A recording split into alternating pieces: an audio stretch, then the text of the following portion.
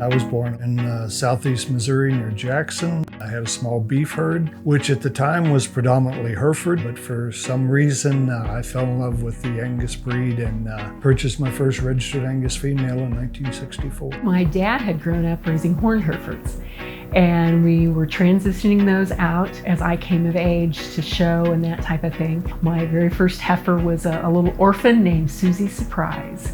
When I was in the Junior Angus program, it looked much different than it does now. I'm really kind of envious. The show ring was a way for a breeder to promote their program. That was really what we were doing, was building our cow herd.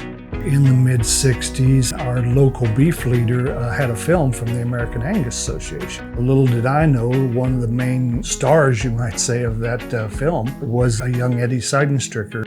I ran into the Sydenstricker crew several times at shows and things, and I got along pretty well. And I actually had gone to college as a math major. Something about it just didn't really make a lot of sense to me. As time went on, then Eddie put out some feelers about whether I'd be interested in going to work here, and ended up coming up here in 1982.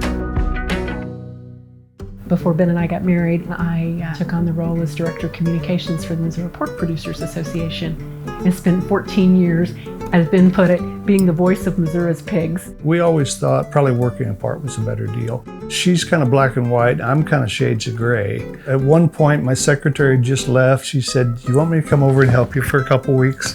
And after about a month, I said, "So what do you think? Think we could work together?" I have a memory that's probably better than it needs to be on a good day, and yet Ben couldn't tell you what he ate probably for breakfast this morning, but could give you a 5-generation pedigree on any cow on the farm.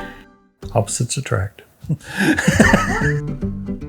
We had a 3-month probation period that I had to do things exactly like he did. We had some struggles there early on figuring out what was going to work best. I think I have him convinced to file things now. It's kind of fun. The cattle business per se, and especially the seed stock business, it stretches your limits in lots of different ways at once. I mean, it can be pretty intimidating at times, but if there's a will, there's a way, and we'll pull through it all.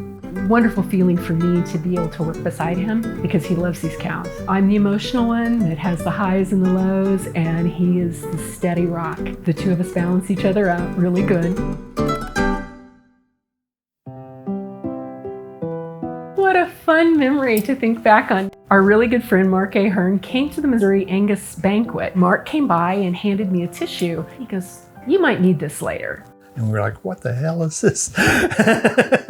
Mark McCulley got up and said, "And now we want to take this opportunity to notify them, as well as you all, that Ben and Darla Eggers have been selected to go into the Angus Heritage Foundation."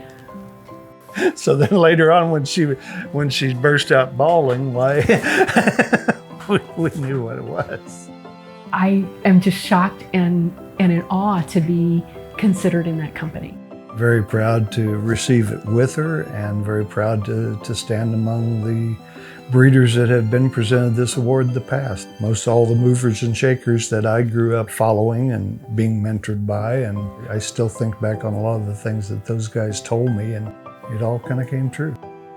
Part of this business is getting there as fast as you can. Just as important, never back up.